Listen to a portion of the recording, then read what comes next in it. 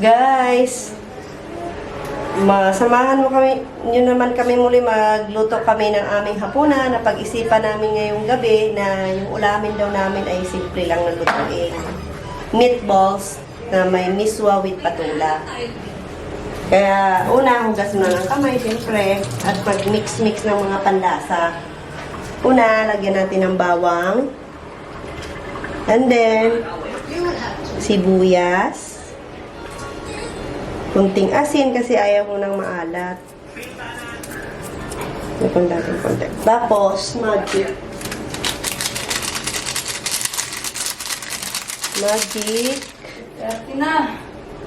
Paminta. Automatic. Lagi yan. May paminta. Huwag naman masyadong marami para hindi naman maanghang. Wala men. Tapos, Knorr seasoning. Original. Pampabango to guys at pampamasarap din sa mga luto. Tapos, hindi natin kalimutan yung iba dito pinupukpok pero ayaw ko i-try. Dito na lang. Itlog. Dalawahin natin para lalong masarap. Tapos, harina. Para pag ibilog-bilogin natin mamaya, hindi siya malapsa. Hugas ako ulit kasi wala kaming gloves eh. Halo-halo. May nakalimutan ako, asukal pa pala. Para medyo manamis-namis naman ang timpla. Panlasang Pinoy tayo, di ba? Kaya kailangan manamis-namis yun. Halo.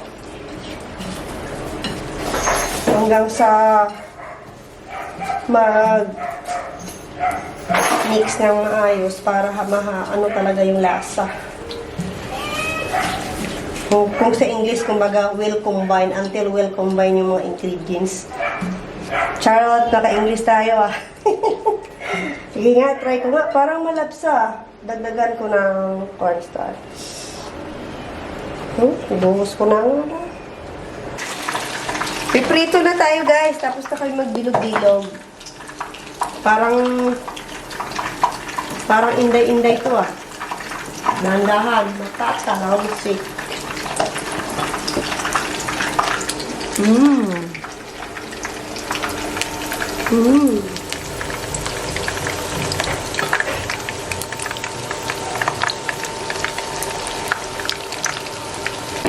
Guys, naprito na namin lahat. Promise guys, sobrang sarap. Sobrang sarap talaga. Crunchy. So, hindi lang namin uubusin kasi marami naman to. Yung iba kasi hindi nila gusto yung may halong sabaw. Gusto nila i-dip-dip lang sa sausawan. Ganun. O, sige. Ano na natin. Igisahin na natin.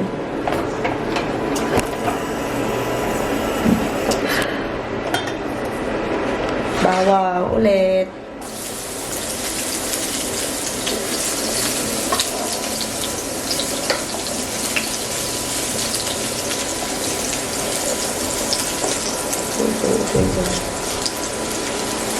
May itim-itim kasi isang kawali na lang ginamit ko.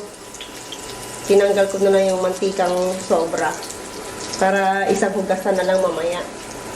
Mahirap din kayo maghugas. Yung sibuyas.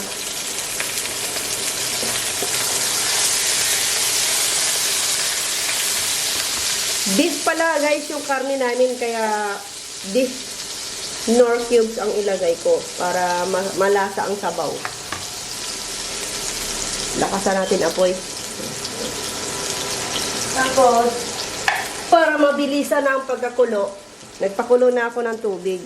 Ayan. Oh.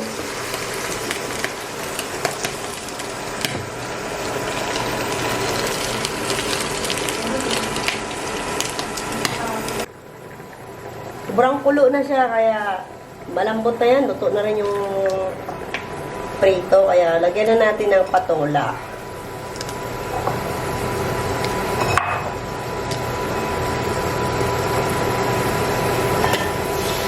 Tikman ko nga kung tama na yung lasa para magdagdag tayo ng konting asin pag matabang.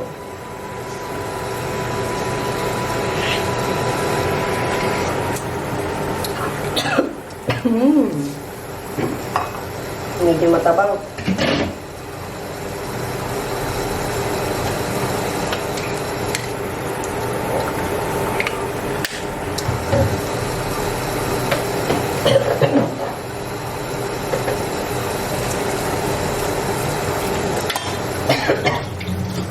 Takpan natin ulit.